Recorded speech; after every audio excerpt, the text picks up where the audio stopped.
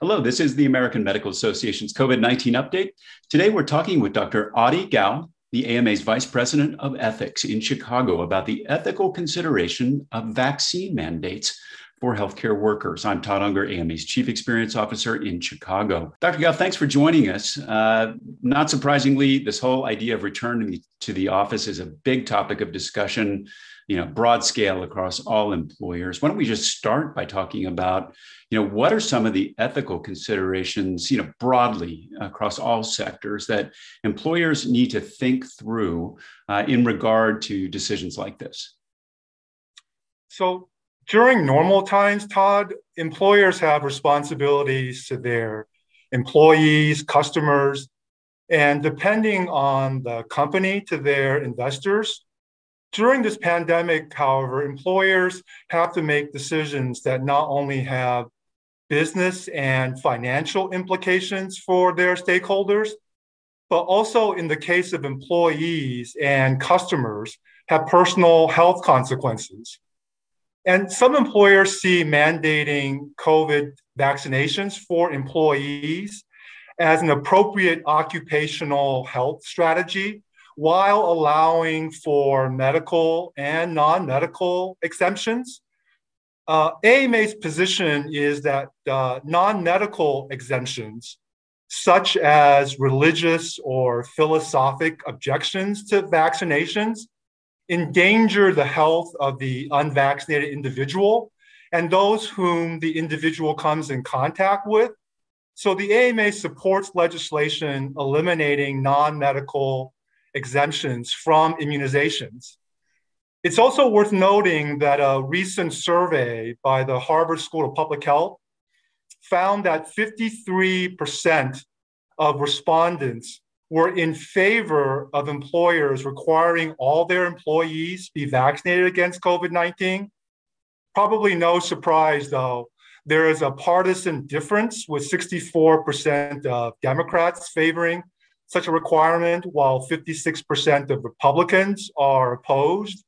These findings would suggest that employers in so-called red states face greater opposition to COVID vaccine mandates than in blue states. And that's a tough challenge. I mean, especially what we're seeing right now in a lot of red states, where this, experience of the unvaccinated population is very, very different than what we're seeing with vaccinated groups. So you're talking, more broadly across different sectors. Let's zero in a little bit on healthcare workers in particular. Should they be held to a higher, different standard than other workers? Yeah. So first, do no harm is a core ethic for all those who care for the sick and injured. So yes, I think that physicians and frankly, all those working in the healthcare system have a fundamental obligation to patients by getting vaccinated for preventable diseases such as COVID-19. Both the AMA and the American Nurses Association have called on all healthcare professionals to get their COVID-19 vaccinations to protect their patients and themselves. And a recent AMA survey found that more than 96% of physicians reported having received the COVID-19 vaccine. So it's good to see that the great majority of my colleagues are setting an important example and practicing what we've been preaching. That is very heartening to hear that news. So it is kind of surprising, given do no harm as the underpinning. This field that we've seen cases in which hospital workers have sued administrators for mandating vaccinations, including a really high-profile case in Houston. What are the implications of this? Yeah.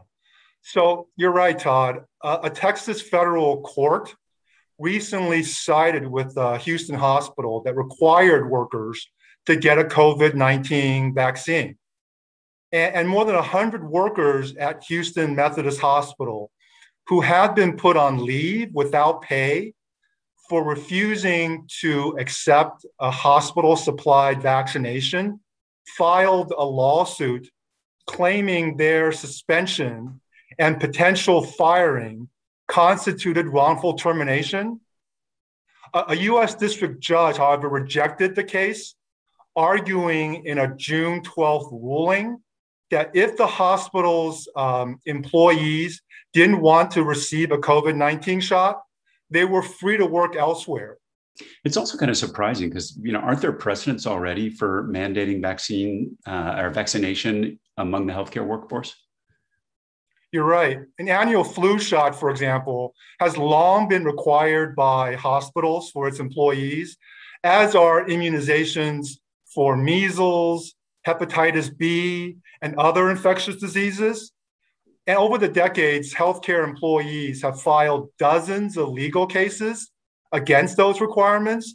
But like the Texas hospital case, courts have routinely dismissed them.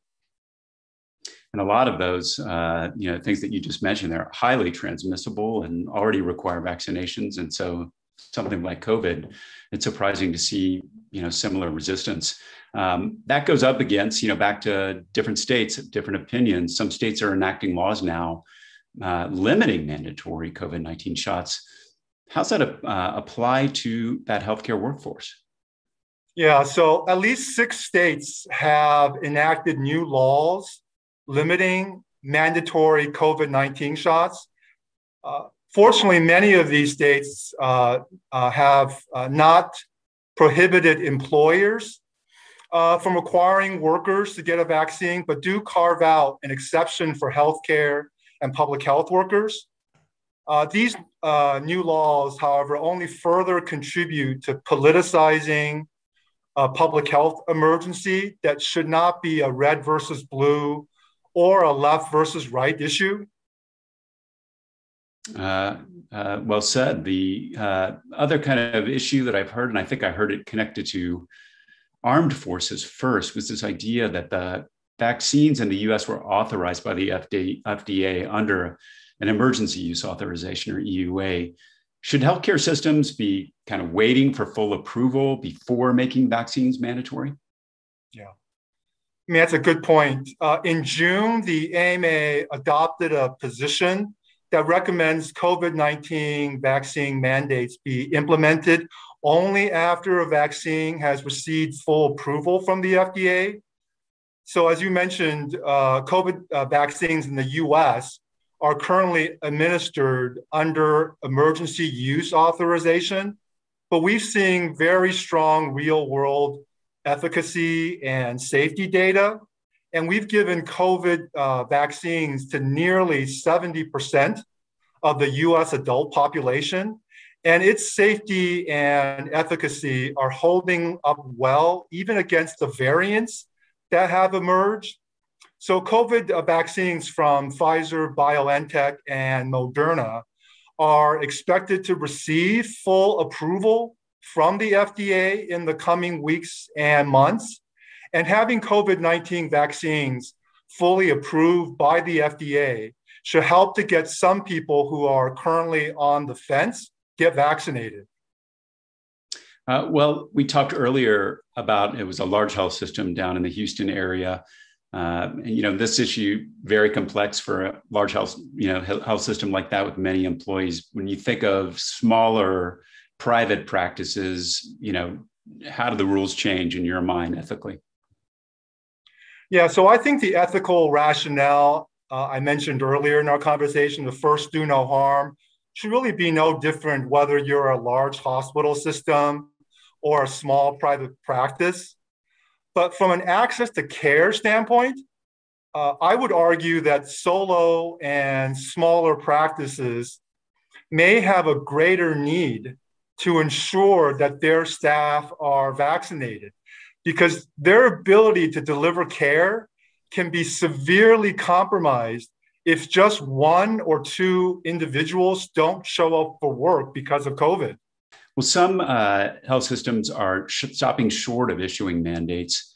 And like states and other entities are incentivizing employees to get vaccinated. Are there ethical considerations in these incentives? Yeah. So I think giving someone a nudge through a modest incentive seems reasonable. A modest incentive could be a lunch voucher as a thank you for getting vaccinated.